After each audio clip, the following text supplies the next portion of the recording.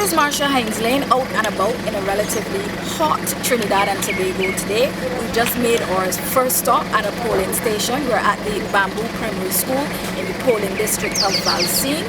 There is a steady flow of traffic, steady flow of people and cars coming in and out. No lines to be seen thus far. It seems to be a smooth process. People are just going in, casting their votes, and coming back out. We've come a little further down the road. We're now standing outside of the historic Queen's Royal College in the heart of Port of Spain. The scene here is much the same as the other polling district. There is no traffic so far, no lines, but Trinidadians are coming out. You're seeing a steady flow to and from each of the polling districts. We've got one more to bring to you, and then it's almost time to join us later tonight as we bring you live coverage from within the two camps of the major political parties as they await election results 2015. Of course, we couldn't come to Trinidad and Tobago to talk politics unless we made sure we met up with our own Peter Wickham, and I've done just that. Welcome, Peter. Thanks. Good to be with you. It's good to be included. Yes, of course. I just was wondering, Peter, the rain is falling very heavily today. How will that impact the process? Yeah, that's a very good and interesting question. I think Trinidad and Tobago is slightly different to many of the other Caribbean islands in that the size of Trinidad and the size of the polling stations and the number of people registered is such that you don't have the luxury as a political party of waiting for a last minute turnout. The other significant thing here in Trinidad is that the traffic has been gridlocked. My sense is that the political parties would have tried to ensure that their voters were there early, and certainly by midday, which is pretty much when the rain started, they should have had their counts either on target or close to being on target. And I think that if that was achieved, then the rain that we had this afternoon would hopefully not made a huge difference to either political party. Having said that, however, I've heard PNM supporters saying that the UNC supporters don't like the rain, and I've heard UNC supporters saying that the PNM supporters don't like the rain.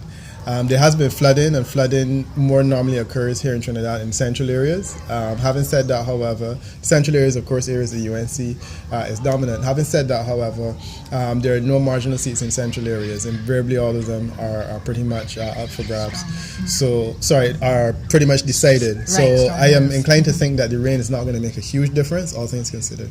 Okay. Yeah. Now, coming into the campaign, we would have taken in some of the rallies and that kind of thing, and it's ironic that the issues song almost exactly like Barbados. Hospitals not getting supplies, pensioners not getting pensions. Why do the issues seem so familiar? Yeah, the song is same, and I think the irony is that in Trinidad and Tobago they had money. Trinidad and Tobago had a whole lot of money. Certainly the war chest of the two political parties is significantly greater. We have heard all kinds of estimations in relation to what both parties spent. So clearly they were able to raise some funds. But Trinidad and Tobago's economy has been doing considerably better than Barbados's is. So there's really no reason why funds could not have been directed in areas where it was needed. For example, the GATE program, which has sought to increase the availability of resources to university students. In Trinidad and Tobago, that program is going. Of course, in Barbados, similar programs have been stopped. So I think there is a reasonable basis on which the two parties can argue, look, you had enough money to do what needed to be done, and if there are issues that still have not been addressed, then there's a good basis on which to criticize. So that definitely has been something that is noticeable. Yeah. I'm wondering how much that points to the problem the systemic problems that we have in the Caribbean. The fact that corruption is always an issue, the fact that we're not getting good governance. How do you think we'll change it? Yeah, I mean, that continues to be a problem. I think it is perhaps overstated as a problem. And I mean, with particular reference to Trinidad and Tobago, one of the issues that they complain about all the time is water. I think for a Barbadian, we tend to think, well, why not just fix it? While the reality is that in Trinidad and Tobago, it's considerably harder to fix issues related to water because of geography. Right? We have an underground water supply. It's relatively easy to mine. It's also relatively easy to export. When I say export, I mean ship around the island. Here in Trinidad, it is a lot more challenging. So the Water and Sewerage Authority here has a more difficult task than the waterworks in Barbados. So for those reasons, it's difficult to compare. As far as corruption is concerned, yeah, I mean, Trinidad and Tobago has had its history of corruption. The People's National Movement knows a lot about corruption from the 1980s. More recently, we have heard about corruption within the United National Congress under Basil Pandey, and now we're hearing the same arguments under Kamala Persad-Bissessor. I find the argument is a bit tired, quite frankly, in many instances, and I'm not sure that the corruption is as huge an issue as it is often made out to be in terms of the availability of resources. I think that the bigger issue is really decisions that political parties make that decide what they're going to put money into. Education, for example, there's a heavy spending on education, and I don't know that any government here can be accused of not spending money heavily on education. The question is what type of education you're going to spend it on, and I think that really is the question that comes up from time to time.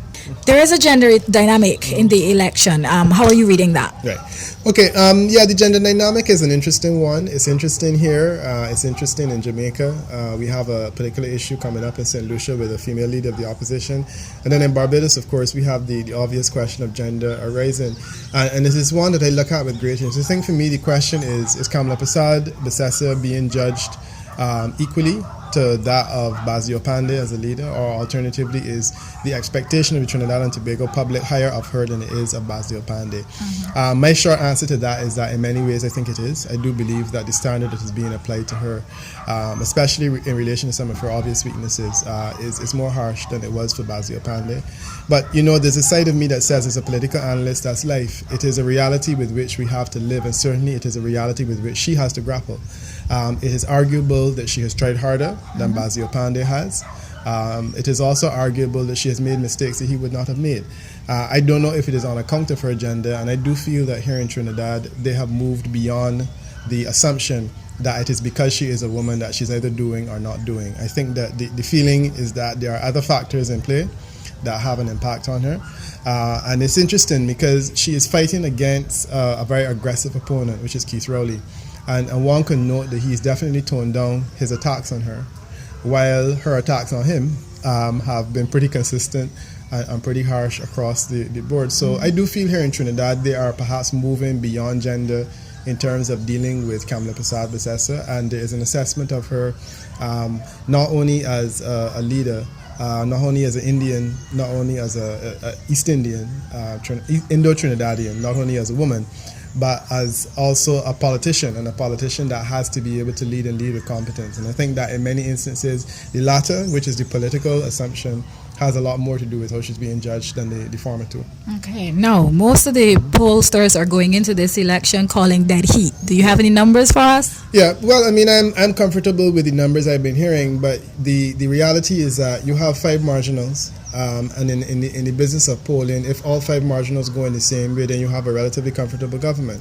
So I'm comfortable with the idea that we have some marginals, that they're moving back and forth. They have done exactly that for the last 4 or 5 elections, and I suspect that they will do exactly that in this election. The outcome in all of them can be the same, or alternatively, you can have a situation where some go one way and some go the other way, and you can have a very marginal situation. But I'm keen on looking at areas that were essentially breakthroughs. So there was a breakthrough in Tobago for the partnership last time around. Will they lose that? There was a breakthrough in Diego Martin with former sports minister. Will they see that? Those are the kinds of things that I think will be interesting for me. But the marginals will continue to be marginals. As to which way they will go, quite frankly, I don't know. Okay. My sense is that in any election in Trinidad and Tobago, the PNM always has a better chance, simply because that's the way that Trinidad and Tobago is constructed. Having said that, however, the inability of the PNM to speak with confidence today tells me that they are concerned, and that there's also a distinct possibility that they could lose. And I think that makes for a fascinating afternoon for all of us.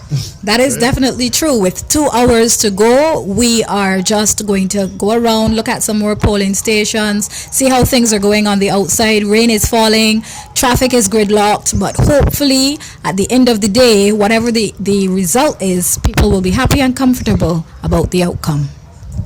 The third stop on our journey is just behind me, the Excalibur School. This is in the area of Laventille. There is a notable heavier police presence at this venue, and the crowd continues to be steady. We also have been seeing the cars of the respective parties trying to turn their voters out.